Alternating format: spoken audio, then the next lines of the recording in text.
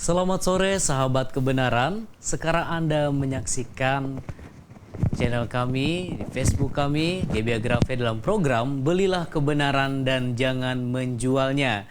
Saya Fantatius pada sore hari ini akan menjadi host acara kita di sore hari ini, dan narasumber kita yang telah hadir bersama kita di sore hari ini ada Dr. Suhento Liao. Selamat sore Bapak. Oke, selamat sore Saudara Cio. Ya, bagaimana kabarnya Pak? Baik, Baik, sekali. puji Ya, Tuhan. puji Tidak Tuhan. terasa ya kali ini di episode kali ini kita sudah masuk ke episode ke-54 Betul. dengan topik setiap orang Kristen harus berjemaat. Betul. Wah, oke, sebelum lebih lanjut nanti kita masuk ke materi, kira-kira apa sih Pak yang menginspirasi tiba-tiba Ya. ingin bawakan topik ini gitu? Ya, mungkin begini ya. Kita harapkan supaya masalah COVID-19 ini sesuatu yang sementara. Ya. Artinya orang Kristen mesti mengerti bahwa perbedaan kekristenan dengan semua agama yang lain salah satunya adalah masalah jemaat.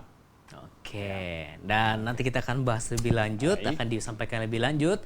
Dan kami juga membuka sesi tanya jawab nantinya setelah pemaparan materi dari Dr. Suhento Liao. Anda bisa menghubungi kami di kolom komentar Facebook ataupun melalui nomor WhatsApp kami di nomor 081192221313. Amin. Ya, nomornya ada tertera di layar Anda, dan juga yang ingin langsung komentar di kolom komentar silakan saja. Ya, kita sekarang akan langsung saja masuk ke dalam materi sore hari ini. Setiap orang Kristen harus berjemaat. Oke. Baik, jadi pemirsa sekalian dimanapun Anda semuanya berada, banyak orang tidak menyadari bahwa amanat agung atau perintah agung. Amanat itu artinya perintah ya, jadi amanat agung atau perintah agung yang Tuhan Yesus perintahkan itu sebenarnya ada 4 gitu. Jadi banyak orang pikir cuma 1 ya. 4 itu maksudnya begini, yang di Injil Matius pasal terakhir, pergilah jadikanlah sekalian bangsa muridku ya. Nah, ini salah satu ya. Kemudian yang di Injil Lukas, sebenarnya Injil Lukas itu diteruskan ke Kisah Para Rasul.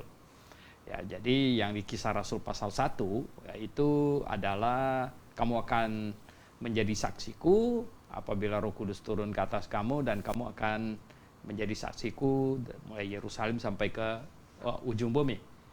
Nah, kemudian yang di Markus pasal 16, pergilah beritakanlah Injil kepada segala makhluk katanya. Dan sebenarnya yang satu lagi adalah yang di Injil Yohanes pasal yang ke-21 ya. Jadi ini Injil Yohanes ya, yang pasal terakhirnya, pasal yang ke-21 itu sebenarnya adalah apa? Gembalakanlah dombaku. Ya, jadi dan ini membuat kekristenan berbeda total dibandingkan dengan semua agama di muka bumi ini. Kita tahu bahwa misalnya orang Buddha ya, mereka tidak ada kamu harus menjadi anggota umat dari vihara ini gitu ya toh. Yang di mana tidak ya toh.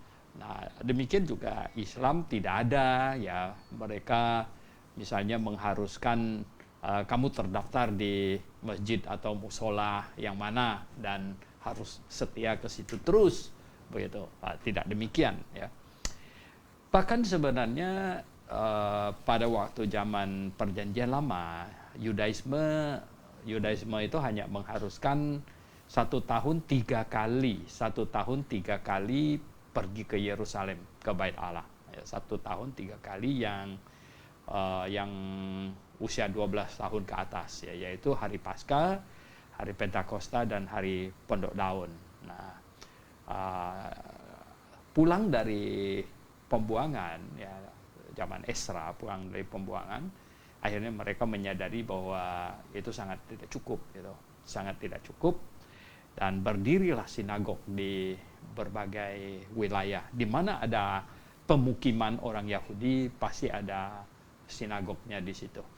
Sehingga anak-anak mereka dari sejak masih kecil sudah pergi ke sinagog untuk ya membaca Taurat dan belajar banyak hal ya, artinya mendengarkan penguraian dan lain sebagainya.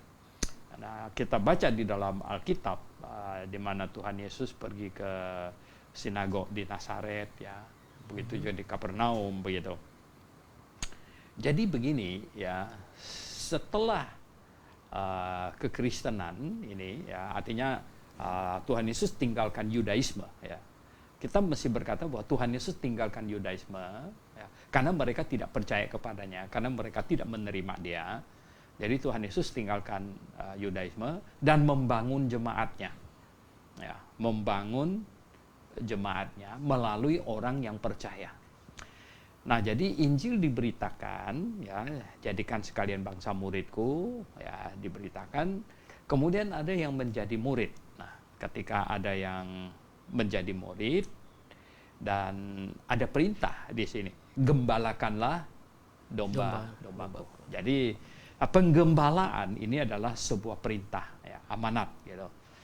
Jadi jelas sekali bahwa Tuhan Yesus tidak mau orang sekedar menjadi muridnya, sekedar menjadi Kristen, sekedar menjadi percaya dengan tidak berjemaat, sebenarnya tidak masuk dalam kawanan domba yang digembalakan dengan baik.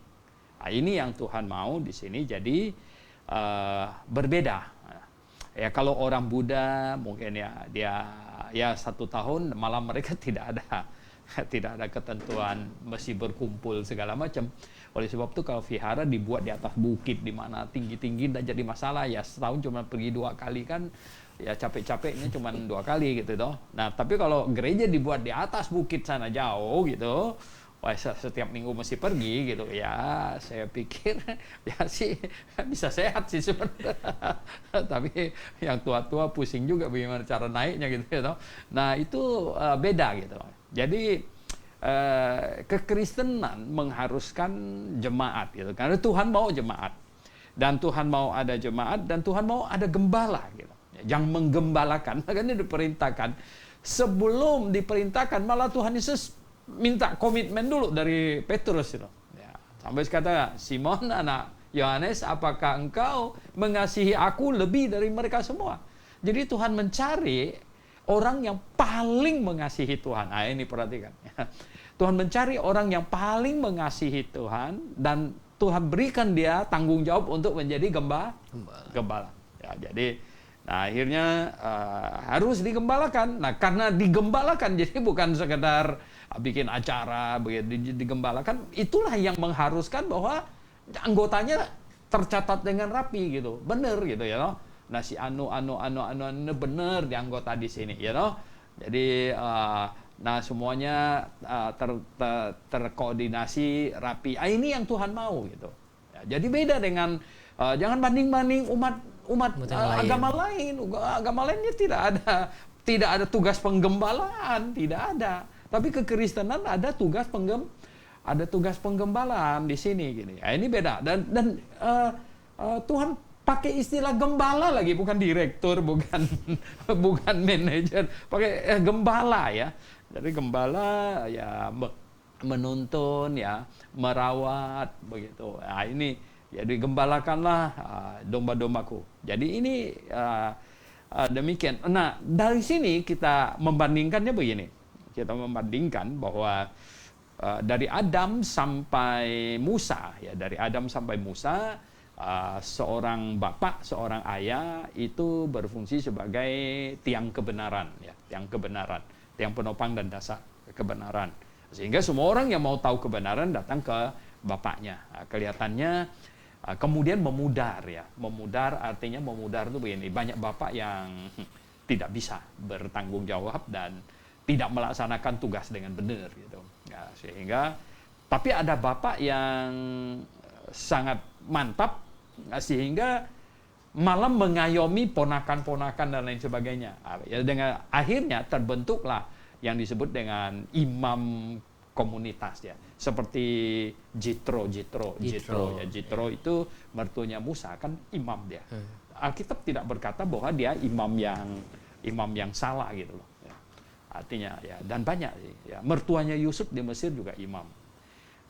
Jadi ada banyak imam. Sebenarnya sebelumnya itu adalah ayah adalah imam sebelumnya. Jadi ada banyak imam ya waktu itu sebelum keimamatan Harun. Nah, kemudian dari Musa sampai Yohanes ya itu ayah diberhentikan dari posisi imam dan posisi tiang kebenaran. Jadi keimamatan Harun ditegakkan ya, digantikan dengan keimamatan Harun dan bangsa Yahudi sebagai tiang kebenaran. Jadi semua orang mau tahu kebenaran pasti datang ke bangsa Yahudi. Nah, sebenarnya kalau kita berkata zamannya Konghucu, zamannya Siddhartha Gautama ya, mereka itu harus datang ke Yerusalem. Ya, seperti yang dilakukan oleh sida-sida dari Ethiopia. Ya, sida-sida dari Ethiopia itu harus datang ke Yerusalem. Bahkan orang Yahudi yang terpencar kemana-mana pun, ya 1 tahun 3 kali harus balik ke Yerusalem. Ya, karena disitulah ada pusat kebenaran di Bait Allah. Nah, sejak bangsa Yahudi menolak Tuhan Yesus, ya, jadi keimamatan Harun dihentikan. Keimamatan Harun dihentikan dan bangsa Yahudi yang sebagai tiang penopang dan dasar kebenaran dihentikan juga. Ya. Saya baru tadi pikir bahwa karena Ebionit di Indonesia juga berkembang, ya, Yudaisme berkembang. Jadi saya mau tulis satu artikel ya, puji Tuhan Bait Allah dihancurkan gitu. Orang bilang, ya kenapa puji Tuhan Bait Allah dihancurkan? Wah, kalau Bait Allah tidak dihancurkan, kekristenan tidak mungkin bisa murni. Ya, tidak mungkin bisa murni. Ya, pasti jadi kacau balau gitu. Nah, jadi dan sekarang ya dari bangsa Yahudi menolak Tuhan Yesus ya, seterusnya Tuhan mendirikan jemaatnya. Nah, jemaatnya. Jadi sekarang ini adalah masa di mana jemaat Tuhan sebagai tiang penopang dan dasar kebenaran. Ya, jadi ini masanya gitu.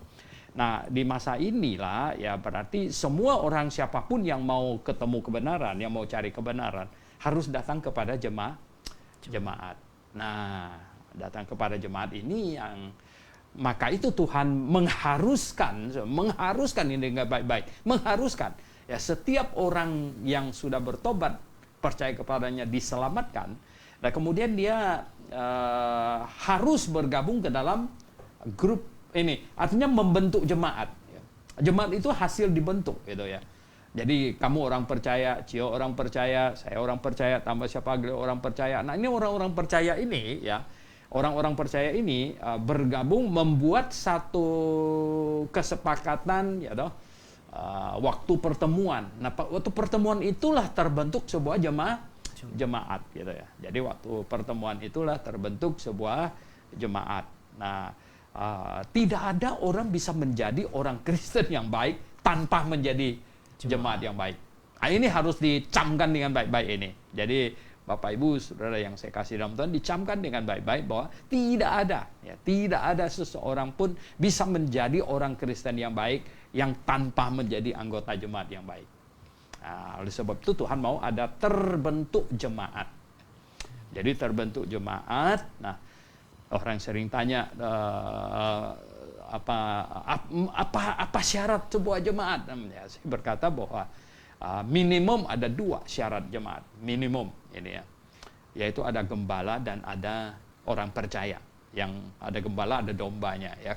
Kalau yang mau mimpin dikasih sebutan gembala, yang dipimpin dikasih sebutan dombanya gitu ya. Kalau tidak ada salah satu tidak bisa ya no? Jadi kalau ada jemaatnya, ada orang percaya, tapi tidak ada orang yang berani bertanggung jawab untuk menggembalakan ini. Nah, ini nggak benar. Ini kambing liar. Ya, jadi ini kambing liar, ini nggak ada gembala punya kan kambing liar. Iya. Nah, kalau kambing jalan sana sini, biasa di kampung kita ada lihat tuh kambing bapak siapa itu ya nggak, yang jalan-jalan begitu, nggak ada gembala punya itu kambing liar gitu. Nah, atau ada orang bilang dia gembala, pendeta. Ini nggak ada pendeta. Sebenarnya pendeta itu bukan istilah Alkitab ya. Itu pendeta itu istilah Hindu Buddha ya. Hindu Buddha ini pandito, pandito. Hindu Buddha yang orang Kristen pakai. Saya bilang kita kembalikan. Istilah pendeta itu kita kembalikan aja. Repot amat gitu ya. Kita pakai gembala gitu ya. Kita kembalikan saja gitu. Nah, gembala. Jadi tidak ada orang yang jadi gembala kalau nggak ada dombanya, betul nggak? Betul. Tanya, loh, Bapak apa kerjaannya? Saya gembala. Dombanya berapa ekor? Enggak ada. Ini kan, ini kacau ini, ya nggak? Lalu Bapak sehari-hari bikin apa? Saya tangkap ikan. Itu nelayan. Ini bukan gembala. Lain lagi gitu. Jadi ini ada banyak kekacauan ini ya. Oke, jadi semua orang harus orang Kristen harus membentuk jemaat ya. Jadi orang Kristen harus membentuk jemaat. Itu yang Tuhan mau gitu. Jadi gini ya. Jadi kalau ada seseorang dia mendengar Injil ya. Dia mendengar pemberitaan Injil, dia bertobat. Kemudian dia percaya. Nah, dia harus bergabung ke dalam jemaat. Ya, dia harus bergabung ke dalam jemaat ya. Kemudian dia bilang nggak ada jemaat nih di tempat saya di kota saya tidak ada. Nah, ini harus diadakan, ya harus diadakan. Nah, sekarang oke, ya sendirian. Nginjil lagi dapat 2, ya. Nginjil lagi dapat 3. Nah, ini 2-3 orang ini harus kumpul. Siapa yang bertugas menjadi gembala? Siapa yang bertugas menjadi gembala? Ya toh? Nah, karena Tuhan Yesus bilang apa? 2-3 orang yang berkumpul dalam namaku. Aku hadir. Itu tubuhnya. Jadi jemaat itu tubuh Kristus. Gitu. Nah, jadi harus diadakan. Ya kalau sudah ada jemaat di situ, ya nggak usah diadakan. Mungkin tinggal gabung ke dalam. Ya nggak. Dan tentu ya dengan catatan bahwa orang Kristen yang sudah bertobat dan percaya bertanggung jawab dengar baik, bertanggung jawab untuk menjaga gerejanya harus tetap benar. Gerejanya harus tetap benar, ya jemaatnya harus tetap benar, harus tetap di dalam kebenaran. Nah, ini yang ini. Dan ini mengharuskan bahwa jemaat sama-sama ikut belajar Alkitab. Memang ada yang memimpin gitu. Ada yang memimpin, tapi jemaat bukan bego-bego begitu. Enggak, ya dia harus ikut itu. Nah, zaman dulu ini apa? Yang punya Alkitab cuma pemimpin. Jemaat biasanya nggak tahu. Jadi, ya dibacanya salah juga nggak tahu. Ya akhirnya apa? Ya bisa dipimpin makin kacau, jadi sesat gitu. Nggak bisa. Sekarang gini. Di masing-masing kita ini ada 2 alat. Ada otak di dalam kepala dan ada Alkitab. Ini penting ini. Dua alat ini penting. Ada otak di dalam kepala dan ada Alkitab gitu. Nah, ini harus ini ya. Jadi harus betul-betul memahami dengan baik. Yang ada orang boleh mengajar. Oke sih ya, mengajar ya. Mengajar kita juga tetap ikutin. Oh ya. Ini sebenarnya gini ya, sebodoh-bodohnya murid ya, Ya, kita semua pernah jadi murid misalnya di sekolahan ya. Kalau guru ngajar matematika, kalau dia salah kita tahu nggak? Tahu ya. Walaupun kita memang tidak secanggih dia.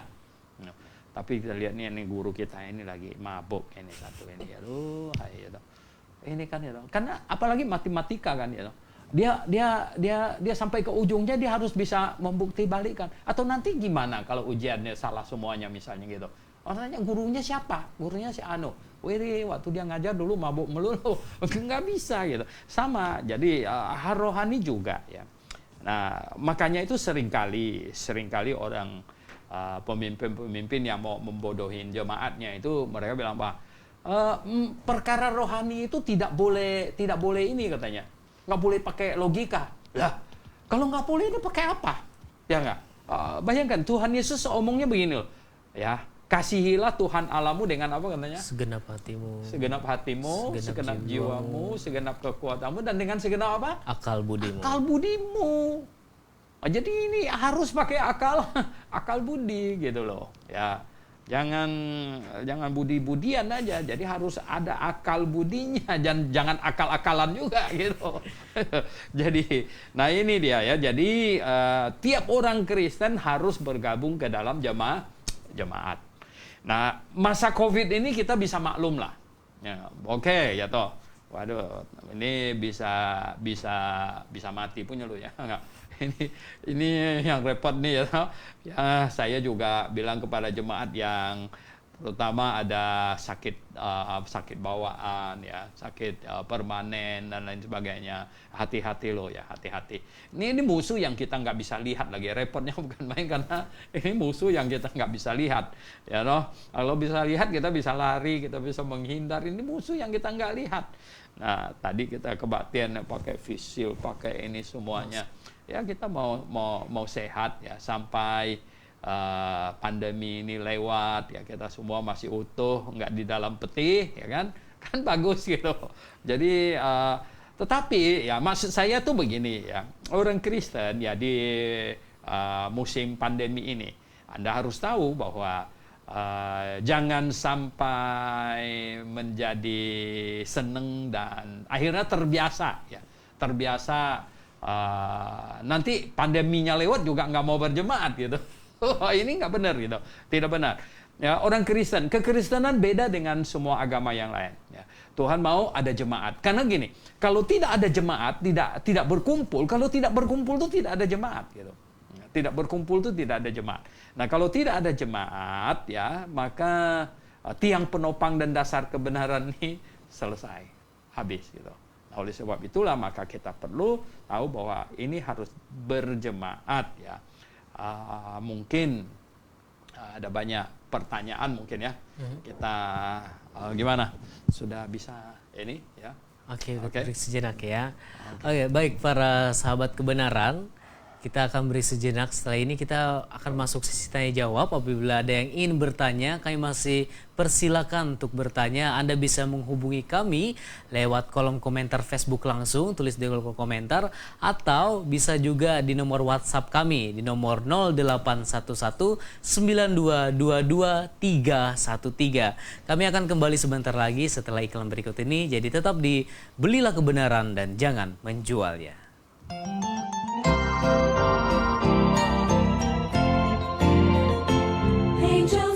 Halo semuanya, kali ini kami memperkenalkan satu buku yang ditulis oleh Dr. Andrew Monroe Liao, sarjana kedokteran dan Master of Divinity, dengan judul Musik Duniawi dalam Gereja. Sebagai orang Kristen perlu mengetahui efek yang ditimbulkan musik, bagaimana iblis menggunakan musik dan bahaya-bahayanya. Pada zaman modern ini, banyak orang Kristen yang mengatakan bahwa musik adalah sesuatu yang netral. Benarkah? Tahukah Anda, buku ini menjelaskan tidak semua musik disukai oleh Allah. Tidak semua jenis musik dapat dipakai untuk memuji Tuhan. Musik sensual, teknik vokal yang sensual, lirik tidak lebih penting daripada musik, dan tentunya mengupas tuntas tentang CCM atau Contemporary Christian Music. Jika Anda tertarik dengan buku ini, silakan hubungi toko buku Grafe di 021 6471 4156 atau di 0813 1586 3518. Ayo buruan sebelum kehabisan. It's a song all the angels cannot sing. I once was lost, amazing grace, but now I'm found, now I'm found.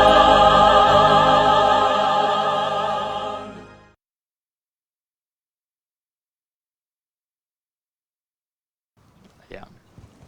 Kembali lagi bersama kami dalam program Belilah Kebenaran dan Jangan Menjualnya. Kita telah dipaparkan beberapa materi tentang harus berjemaat ya. Dan orang Kristen harus berjemaat. Dan sekarang kita akan masuk dalam sesi tanya jawab. Buat yang mungkin belum bertanya atau wah sepertinya mereka sudah tanya jawab, tenang, Anda masih bisa bertanya. Silakan langsung hubungi kami di Facebook kita di kolom komentar sedang live ini, di kolom komentar Facebook atau di nomor WhatsApp kita yang telah disediakan. Nah, juga ada di layar saudara-saudara di 0811 9222 313. Amin. Oke, sudah ada beberapa pertanyaan yang masuk di sini. Ada dari Pak Tobito Obi. Nah, oke, kita bacakan dulu satu persatu. Apa efeknya sampai efek paling buruk kalau tidak berjemaat? Apakah dapat mempengaruhi keselamatan kalau tidak berjemaat? Oh, iya. Efek ya. Misalnya seseorang sudah diselamatkan, ya, dia sudah lahir baru, ya. Kalau dia tidak berjemaat, ya,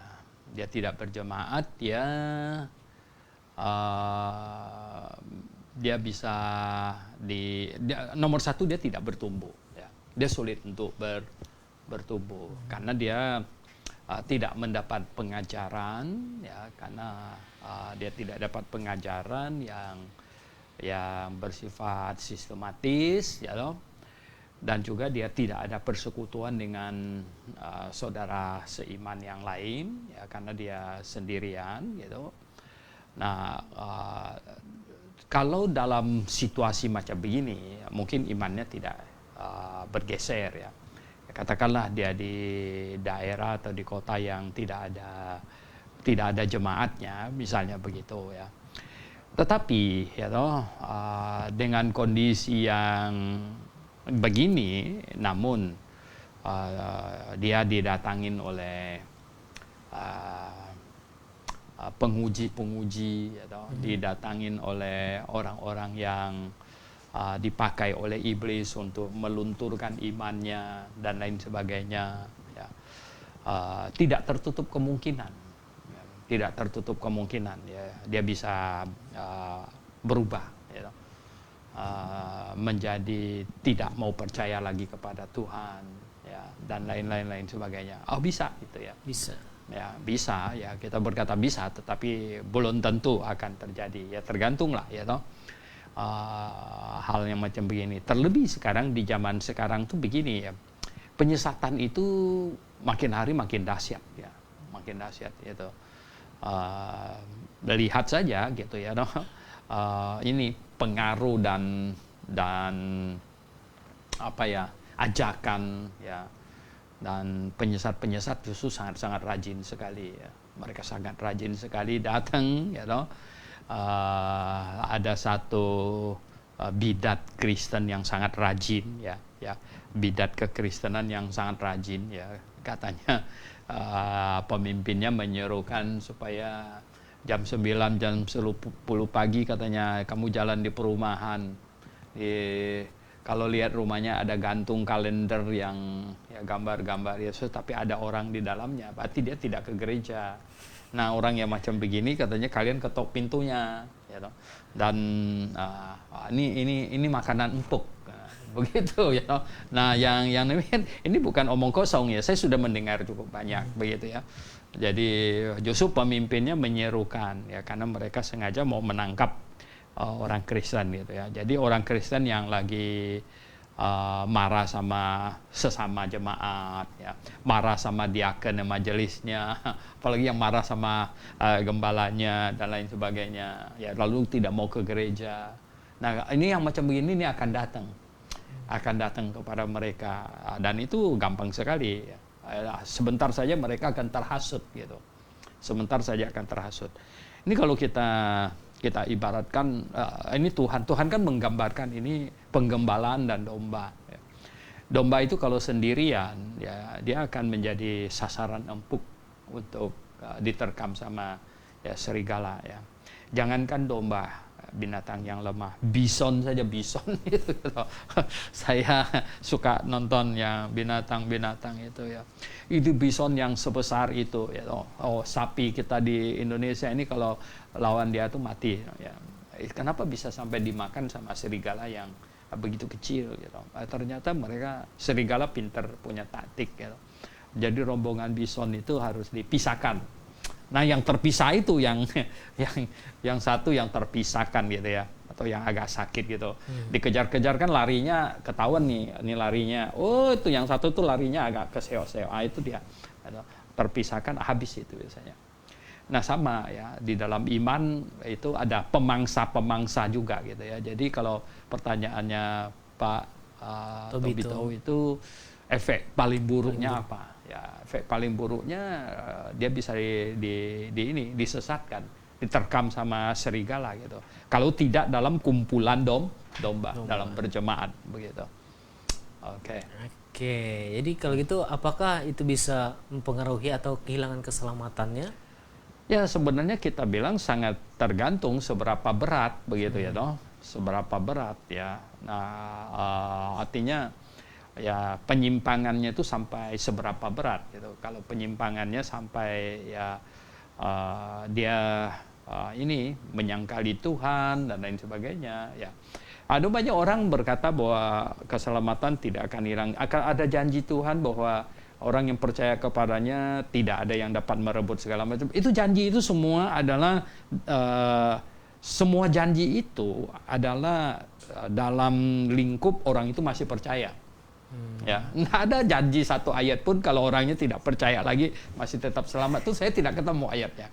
Ya kalau mereka bacakan saya bilang coba kamu baca itu ayat tuh masih percaya nggak orangnya yang dimaksudkan itu? Masih, ya toh.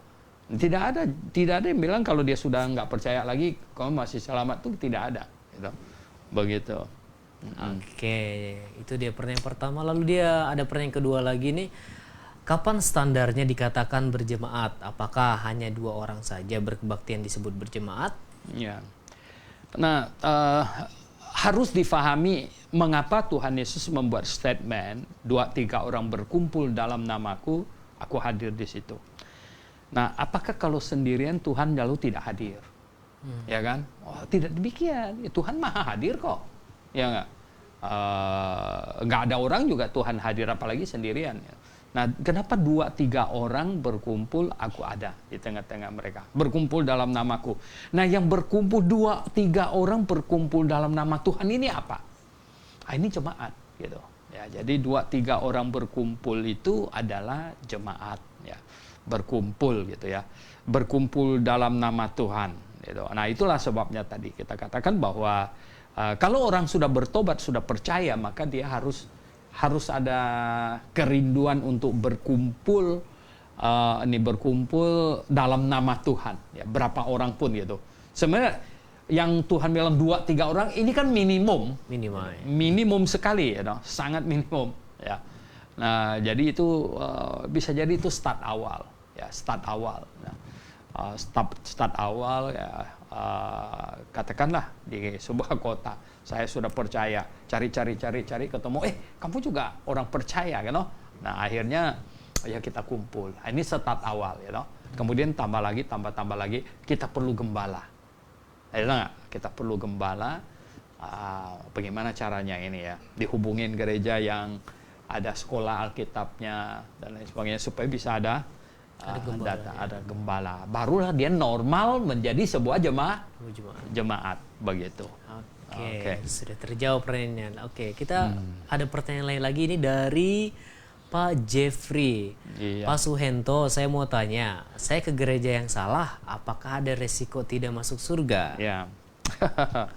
Oke, mau tidak mau kita kembali lagi pertanyaan keselamatan bisa hilang tidak?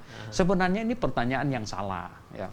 Tidak ada keselamatan yang hilang. Pertanyaan yang lebih benar itu adalah iman yang benar bisa menyimpang tidak? Ya toh? Iman yang benar bisa menyimpang tidak? Coba ya semua orang yang akal sehat kita tanya, iman yang benar bisa menyimpang nggak? Bisa salah nggak gitu? Ya nggak? Ya toh, bisa nggak? Oh saya pikir bisa. Ya, tergantung ya toh. Kalau dijedet terus ya, dicekokin terus ya toh. Katakanlah ya saya tidak tahu ya Bapak di gereja apa misalnya. Ada orang dia bilang apa? Ya gereja saya ada menyembah patung, ya berdoa kepada seorang ibu misalnya dan lain sebagainya ya. Lah saya bilang kalau kamu sudah ngerti kebenaran, tidak kamu harus keluar dari situ ya. Nah bagaimana dengan semua orang berdoa situ, kamu aminkan nggak? Ya, kalau kamu ikut aminkan itu salah gitu. Kalau kamu tidak mau mengaminkannya, ya, lama-lama mereka usir kamu. Kalau kamu benar terus ya, kalau kamu benar dan di jemaat yang salah dan kamu menampakkan kebenaran kamu, ya toh, Ya, kamu artinya memperlihatkan kamu sudah ngerti yang benar gitu, ya toh. Ya, kalau bukan kamu yang tidak betah di situ, mereka yang usir kamu pasti. Ya, nah ini jadi ini sesuatu yang sulit. Kecuali kamu sudah ngerti yang benar, tapi kamu kamu tekan gitu ya. Jadi ya masih tetap ikut aja semua di situ. Ya mungkin mereka pikir ya oke. Tapi sekali kamu bersuara, ya, kamu mulai bersuara. Oh itu kan tidak boleh, itu kan salah misalnya. Mereka sudah pikir, ini siapa ini? Kenapa bisa jadi begini? Ini kena apa ini dia nih? Kan jadi masalah begitu ya toh. Nah jadi sekarang sangat tergantung ya. Anda mendapatkan kebenaran ini, sudah mendapatkan kebenaran.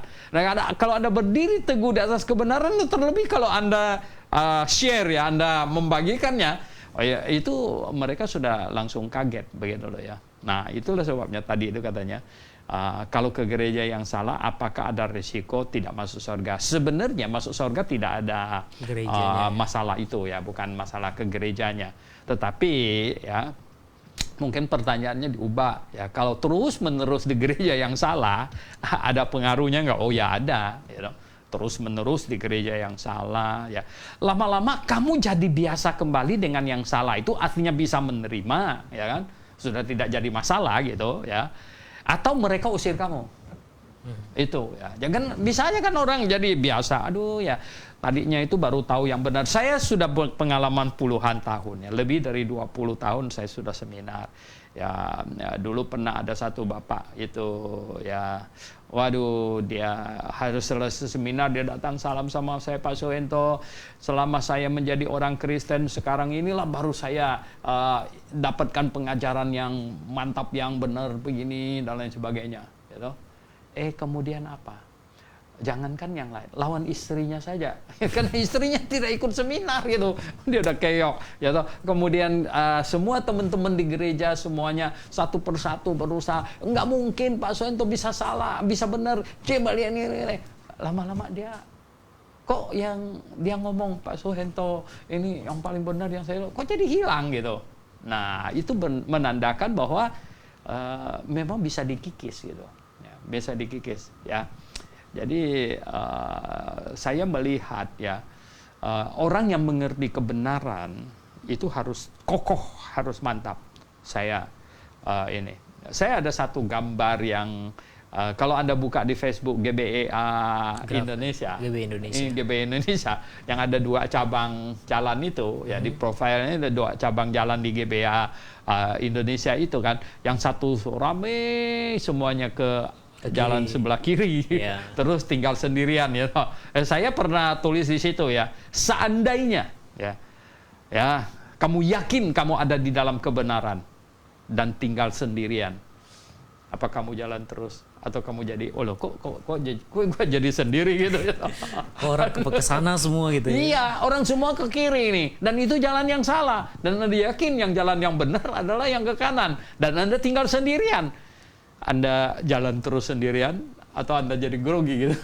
Ini jadi masalah ya.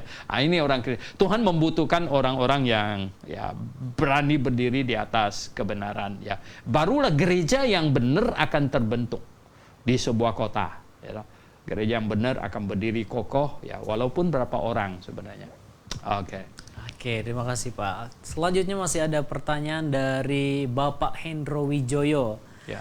Seperti yang disampaikan Bapak bahwa dalam berjemaat harus tetap dalam kebenaran. Bagaimana dengan oknum-oknum yang memanfaatkan jemaat demi kepentingan-kepentingan lain, seperti berjemaat hanya untuk kepentingan politik dan sebagainya. Jemaat dijadikan wadah politik kepentingan pribadi, bukan berdasarkan pada Yesus Kristus Tuhan. Bagaimana menurut Bapak mengenai hal ini? Iya, oke. Kita bahas agak panjang sedikit ini ya, karena ini menyangkut politik. Sekarang begini, ya. Apakah orang Kristen boleh berpolitik? Tidak. Oh boleh, ya. Malah harus. Gitu. Lah kenapa harus? Gitu. Karena kita sudah tiba di zaman yang demokrasi. Ya. Kalau zamannya raja sama ratu, kita kan nggak bisa, ya toh. Ya bukan berpolitik zaman itu, melobi ya mendekati raja ya, bagaimana ratu, karena mereka berpengaruh, mereka punya kuasa gitu.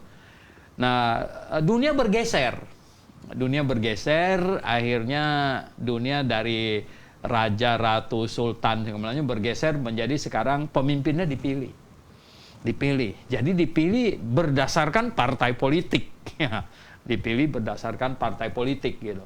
Nah, jadi orang Kristen boleh berpolitik nggak? Oh ya harus. Harus, saya berkata, bukan cuma boleh, harus. Kenapa? Ya kalau tidak nanti kan nggak ada orang Kristen yang jadi pemimpin, no. Ya kan? Nah, jadi orang Kristen akan menjadi pihak yang dipimpin terus gitu, nggak memimpin gitu. Ya, jadi orang Kristen harus berpolitik. Nah, kemudian pertanyaan yang kedua adalah apakah gereja boleh berpolitik? Oh, no. Ya. Nah, ini jadi gereja harus dipisahkan dari politik. Ya, tidak boleh. Dengan kata lain, nah bagaimana untuk memisahkannya?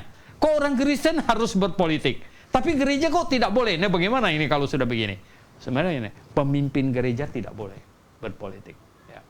Karena kalau pemimpin gereja berpolitik, dia akan menyeret gereja ikut berpolitik. Kalau jemaat, ya silakan. Ya. Karena apa? Ya jemaat terpilih misalnya kan jemaat Grafe ada yang terpilih ya, jadi gubernur, jadi wali kota, bahkan jadi presiden, dia tetap jemaat Grafe, tidak jadi masalah, gitu ya, tidak jadi masalah. Nah, tapi kalau gembala yang ikut berpolitik jadi ketua partai apa misalnya gitu ya kan, itu tidak bisa, itu akan menggabung-gabungkan begitu. Nah, ini dan malah pemimpin jemaat ya pemimpin gereja harus tetap menjaga supaya gerejanya tidak terlibat dalam politik, supaya gereja tidak berpolitik. Dengan cara apa? Ya tidak usah lalu gereja ikut-ikut kampanye, bikin acara doa politik gitu ya, doa politik gitu. Nggak usah, tidak ada ya toh. Zaman dulu itu saya ingat tuh zaman Orde Baru itu seringkali ada doa politik. Kalau sudah dekat-dekat zaman pemilu gitu ya, udah dekat-dekat pemilu ada doa ini ya, doa supaya partai ini menang.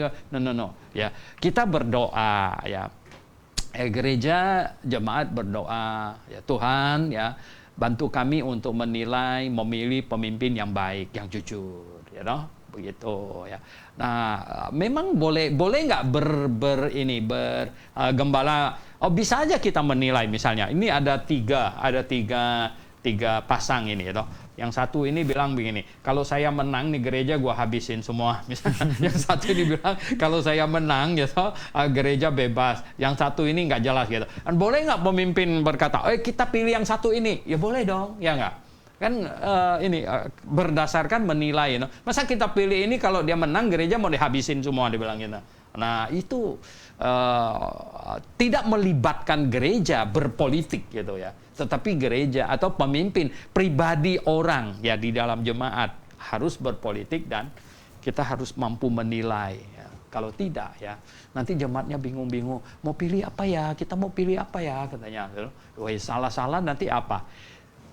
Banyak orang tidak tahu kalau kita salah berpolitik ya salah memilih itu efeknya bisa besar sekali. Efeknya besar sekali ya. Sebenarnya di dalam Alkitab ada banyak contoh. Ya. Orang Yahudi mereka sampai di tepi perbatasan di Kanaan. Ya. Kirim 12 orang pergi mengintai. Baliknya kasih laporan. Ya. Nah sekarang mulai mereka disuruh pilih nih. Ya. 10 bilang jangan masuk. Kita ini belalang. Mereka kayak raksasa. Yang 2 bilang masuk, Tuhan menyertai kita. Ini sekarang disuruh memilih. Banyak orang tidak tahu memilih itu bisa membawa efek yang besar sekali. Ya. Akhirnya mereka pilih nggak masuk. Ya udah, efeknya ada nggak? Ada, puter-puter 40 tahun. Nah, sama dengan ini. Saya sering kasih contoh. Ya. Korea Utara, tahun 50-an. Ya. Rakyatnya, yuk pilih ikut yang mana sekarang? Pilih ikut yang mana? Ikut Kim Il Sung itu, kakeknya Kim Jong Un, banyak ikut dia. Akhirnya Korea Utara jadi komunis gitu. Ini cucunya sekarang ini di bawah Kim Jong Un, ya enggak? Dengar musik barat aja bisa dihukum mati. Ngaurnya bukan main. Nah ada efek nggak? Salah pilih ada efek nggak? Oh salah pilih ada efek sekali ya. Efek besar sekali. Nah karena efek besar sekali maka orang Kristen harus ya cerdas di dalam memilih. Nah artinya apa? Pribadi orang Kristen harus ya toh, cerdas di dalam berpolitik. Tapi gereja jangan libatkan jemaat ya. Gereja itu, gereja bukan organisasi politik gitu. Nah, oke ya. Jadi politik punya. Lalu katanya ada orang memanfaatkan untuk kepentingan. Jemaat banyak dimanfaatkan berbeda ya. Seringkali begini. Seringkali yang terjadi begini. Politikus ingin memanfaatkan gereja. Ya. Dan gereja ingin memanfaatkan negara. Ini saya mau sedikit waktu membahas ini. Jadi gini, politikus dia tahu di wilayah di sini ini banyak jemaat gereja apa. Pemimpin dia bilang apa ya? Ya ini jemaatnya dikerahkan untuk pilih saya nih. Jemaatnya dikerahkan untuk pilih saya. Nah, jadi politikus memanfaatkan gereja. Pemimpin gereja memanfaatkan balik dia bilang apa? Ini gereja yang lain jangan berdiri di sini, ya kan? Gereja lain nggak boleh berdiri di sini. Kalau mereka ada, kita usir dia. Ya toh, pakai kuasa pemerintah lagi. Ya, ini jadi politikus memanfaatkan gereja memanfaatkan politikus itu. Waktu dia pilih, ini yang Tuhan tidak mau. Dengar baik-baik, ini Tuhan tidak mau ya. Saya banyak pergi ke berbagai daerah ya. Dulu ada alumni GITS itu ya, dia pulang kampung ya, dia datang ke sini sekolah. Saya tanya dia, kamu tamat mau kemana? Mau melayani di gereja apa? Enggak Pak, saya mau pulang kampung katanya. Oh, kamu mau pulang kampung? Mau bikin gereja sendiri katanya di kampung saya. Dia masuk ke situ, tahu nggak? Waduh, ini pemimpin gereja di sana nggak terima. Karena kalau dia bikin gereja jadi saingan dari gerejanya dia. Waduh, ya sampai agak runyam sedikit itu, dia kerahkan pemudanya segala macam, tarik parang. Saya bilang, kenapa begini orang Kristen? Orang Kristen kenapa begini? Nah, ini tidak baik ya. Gereja sering disalahmanfaatkan oleh orang. Nah, ini padahal Tuhan mau gerejanya ada, jemaat ada, ini adalah untuk kebenaran. Karena jemaat itu adalah tiang penopang dan dasar kebenaran. Jadi gereja hanya mengurus urusan kebenaran, hanya mengurus urusan rohani, hanya mengurus urusan masuk surga. Gitu. Ya, kita tidak perlu ini membawa gereja ke dalam politik. Secara perorangan, ya, gereja berpolitik. Orang Kristen berpolitik itu memang wajar di negara demokrasi ini. Oke, jadi itu memang banyak terjadi, ada orang memanfaatkan gereja karena gerejanya banyak jemaat gitu ya Pak. Dan gereja kini memanfaatkan juga itu. Dan selanjutnya masih ada pertanyaan kembali. Apa bedanya nonton online kebaktian dengan nonton online kebaktian secara langsung atau nonton online kebaktian siaran ulangnya? Apakah sama-sama berjemaat? Ya, sebenarnya gini. Nah, ini balik lagi ke awalnya. Tadi istilah jemaat itu adalah kumpul ya. Oleh sebab itu kalau tidak kumpul itu tidak berjemaat ya. Alat komunikasi yang paling awal manusia ciptakan ya dulu pakai surat ya. Meningkat pakai telepon dan pakai telegram atau telepon halo ya, saya ingat masih diputar-putar sampai capek putarnya baru omong gitu. Nah, kemudian berkembang ya, dari telepon akhirnya bisa lihat dan sekarang canggih, online sekarang langsung live gitu ya toh, makin canggih. Tapi itu bukan berkumpul ya. Pak Tobito di Sulawesi ya, kita di sini bukan berkumpul. Cuman kita terconnected secara apa istilahnya ini? Secara teknologi terconnected secara teknologi, tapi kita tidak berkumpul. Nah, kita dua di sini yang berkumpul gitu. Nah, itulah sebabnya ya begini, orang Kristen harus berkumpul di tempat kamu berada, harus ada berkumpul ya toh. Nah, mungkin berapa misalnya gitu ya, 10, 15 orang, 20 orang, dia supaya apa, makin bertambah. Sedangkan yang bersifat online, internet segala macam ini boleh tambahan pengetahuan. Kalau nonton ini live maupun rekam ulang segala macam, ini kan mirip kita baca buku sebenarnya. Ya dong, cuman baca buku kan kita baca, sekarang kita dengerin aja gitu. Ya, apa yang ngomong kita dengerin. Ini sama sih ya. Nah, sekarang kan gini ya. Kita menghadapi persoalan sampai istri saya, ibu tanya, ini buku kita ada banyak yang habis, cetakannya mau dicetak nggak? Saya bilang, makin lama orang makin nggak baca buku soalnya. Makin lama makin orang, kita cetak 1000 biji, lama sekali baru habis. Kenapa? Makin orang tidak baca buku sekarang ini. Nah, akhirnya apa? Mereka senang dibacain. dia nggak mau baca, dia dibacain sekarang. Nah, makanya akhirnya kita ya udah pakai video aja. Gitu. Video kan dia mau lihat mau nggak, setel lah bunyi, dia sambil tiduran ya, kaki di atas juga boleh gitu. Dia sakit. Ini zaman berganti. Zaman berganti. Nah, tetapi Tuhan tetap sebenarnya mau ada jemaat gitu. Oke, terima kasih Pak. Lalu ada lagi dari Pak Tantio Prasetya. Selamat sore Pak Suhento, saya mau bertanya, kenapa sekarang muncul istilah ibadah padahal dulu pakai kata kebaktian atau kumpul jemaat Maranatha? Ini saya ulang-ulang ngomong, tapi kadang ada banyak orang yang susah diajar, ya. Susah nangkap pengajaran. Balik lagi, seperti anjing kembali kepada muntahnya. Dan kadang-kadang orang sudah terlalu salahnya sudah mendarah daging, jadi sebenarnya gini ya.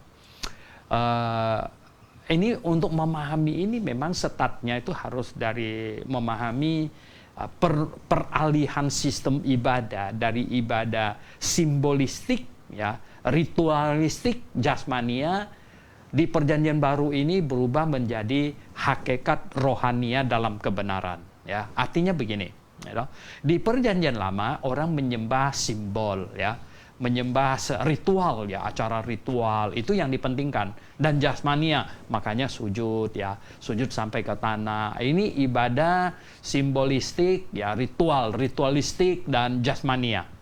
Nah, di perjanjian baru Tuhan Yesus ubah sebenarnya di perjanjian lama yang simbolistik, yang jasmania itu untuk menggambarkan yang rohani. Nah, tetapi di perjanjian baru Tuhan lebih tekankan lagi, Tuhan bicara kepada perempuan Samaria itu, yang perempuan Samaria itu tadinya bilang gini, kalian orang Yahudi bilang menyembah Tuhan itu di Yerusalem katanya. Kami, nenek moyang kami bilang di atas bukit ini. Tuhan Yesus bilang, saatnya akan tiba dan sudah tiba sekarang. Penyembah-penyembah Allah yang benar akan menyembahnya di dalam roh dan kebenaran. Artinya tidak di atas bukit ini dan juga tidak di Yerusalem. Makanya saya bilang syukur bait Allah dihancurkan. Ya, tidak di atas bukit ini, juga tidak di Yerusalem. Mengapa? Karena berubah dari menyembah secara jasmania berubah menjadi menyembah secara hati, ya, secara rohania, menyembah dengan hati dan secara hakikat. Nah, ini menyebabkan ibadah kekristenan beda dengan semua ibadah agama lain. Ini dia. Jadi, istilah ibadah yang dipakai oleh agama yang lain itu adalah ibadah jasmania, sujud-sujud, itu ibadah, gitu ya. Yang ritualistik ya, toh dengan jubahnya ada yang kuning, jingga, ya putih segala macam. Itu ibadah ritualistik ya, simbolistik. Nah, kekristenan sebenarnya Tuhan sudah tidak mau yang begini lagi. Tuhan mau yang dengan hati rohania dalam kebenaran. Nah, itulah sebabnya. Jadi kita harus memahami ya. Memahami apa? Memahami bahwa ibadah kekristenan itu dengan hati rohania dan terjadi setiap saat. Dengar baik-baik ini. Terjadi setiap saat. Nah, karena terjadi setiap saat inilah ya, maka tidak terjadi pada hari Minggu pagi saja gitu. Artinya terjadi setiap saat. Maka itu ya, kita tidak boleh menyebut hari Minggu itu acara itu ibadah ya. Mengapa? Lah, kalau kita menyebut itu ibadah, itu akan bentroknya begini. Saya bilang, Saudara Cio, kalian ibadah jam berapa Minggu? Nah, seolah-olah saya tanya begini, sekarang tidak ibadah. Ya kan? Ya, waktu saya tanya seseorang, kamu hari Minggu ibadah jam berapa? Berarti ibadahnya jam 9 sampai jam 12 katanya. Berarti jam 8 dia nggak ibadah. Padahal tidak begitu. Nah, ibadah kekristenan itu sudah bersifat rohania, dia sudah terjadi setiap saat gitu. Ya, secara rohani itu dengan hati. Artinya begini, hati yang menjunjung tinggi Tuhan, hati yang senantiasa mengasihinya, hati yang senantiasa ingin berbuat sesuatu yang baik dan berkenan kepadanya all the time, sepanjang waktu, itu ibadah. Nah, lalu kalau begitu hari Minggu apa? Hari Minggu harus disebut hari kita kumpul berjemaat, berbakti. Berbakti itu artinya melakukan sesuatu yang berkenan kepada Tuhan. Makanya zaman dulu disebut kebaktian gitu.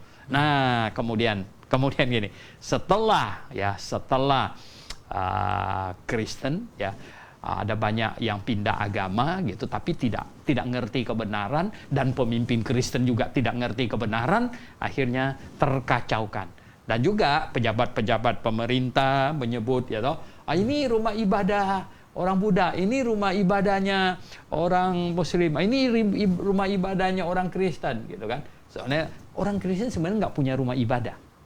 Ya, orang Kristen tidak punya rumah ibadah. Ya, kenapa orang Kristen berkumpul gitu. Ya, kalau ya repot berkumpul di rumah, kita di bawah pohon gitu. Apa itu pohon ibadah? Ya, jadi nggak bisa. Jadi orang Kristen tidak ada tempat ibadah, ya. Ada tempat berkumpul saja ada gitu. Ini harus difahami dengan amat sangat. Gitu. Oke, baik. Kita ada satu pertanyaan lagi seperti ini dari Pak Haryanto Rambang. Kalau kumpul bersama keluarga, bapak, ibu, anak-anak membahas firman Tuhan, apakah dikatakan berjemaat? Ya, sebenarnya ini adalah bukan acara berjemaat ya. Ini kita sebut sebenarnya ini persekutuan ya, bersekutu satu dengan yang lain. Artinya begini ya. Ada yang bilang, oh ini family altarnya, altar-altaran apalagi gitu. Tidak ada. Family altar itu dari Adam sampai Musa. Itu family altar ya. Artinya apa? Bapak sebagai imam ya, tiang penopang dan dasar kebenaran bagi keluarganya. Itu family altar waktu itu. Sekarang ini bukan zamannya family altar lagi sekarang ini ya. Sekarang ini di dalam satu rumah ya, bapak sebagai kepala rumah tangga ya, membawa anak-anaknya. Hari ini kita baca Alkitab sama-sama, bapak menjelaskan ini sedikit dan lain sebagainya. Ini hal yang baik ya. Artinya melakukan ini satu persekutuan rumah tangga atau persekutuan keluarga ya, sama-sama di situ terjadi satu persekutuan gitu ya. Baik sekali ya. Jadi bisa dikatakan begini, ini bagian dari acara jemaat secara keseluruhan ya toh.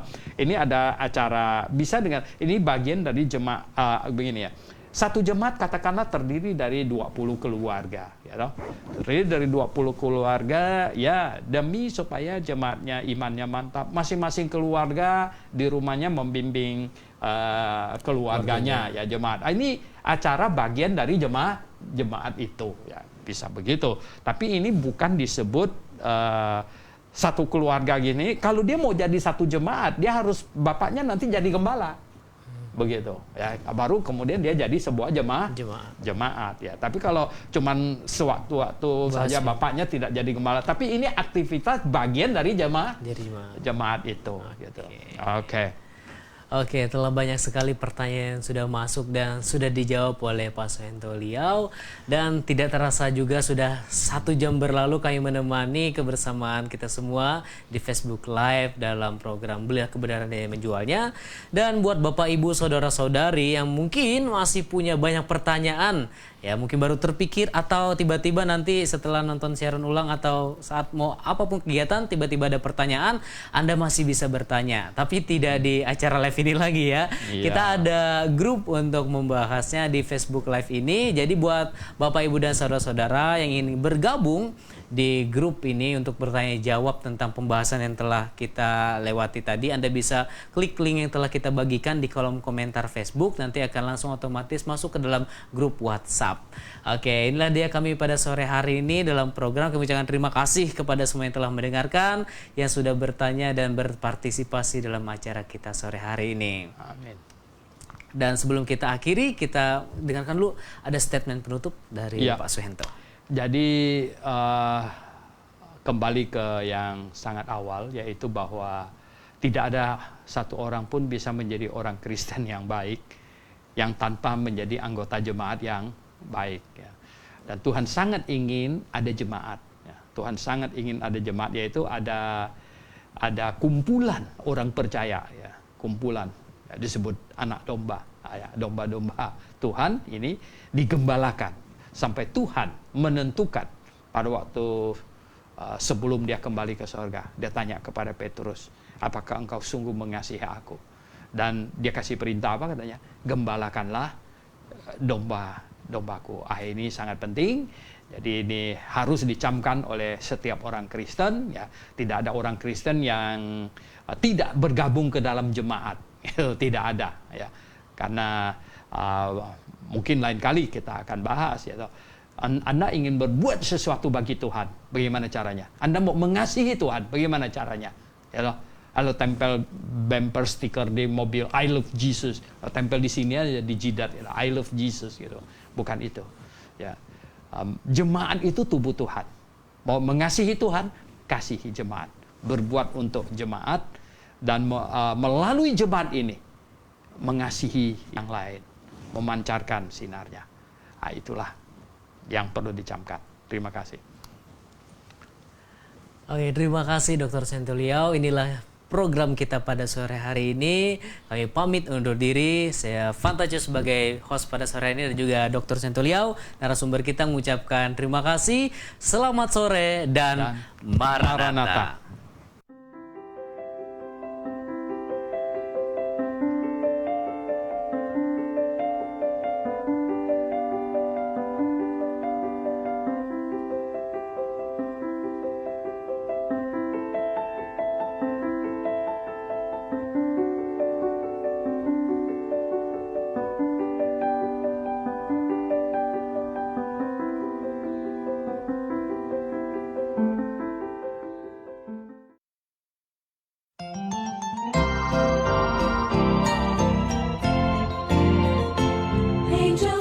Halo semuanya, kali ini kami memperkenalkan satu buku yang ditulis oleh Dr. Andrew Monroe Liau, sarjana kedokteran dan Master of Divinity, dengan judul Musik Duniawi dalam Gereja.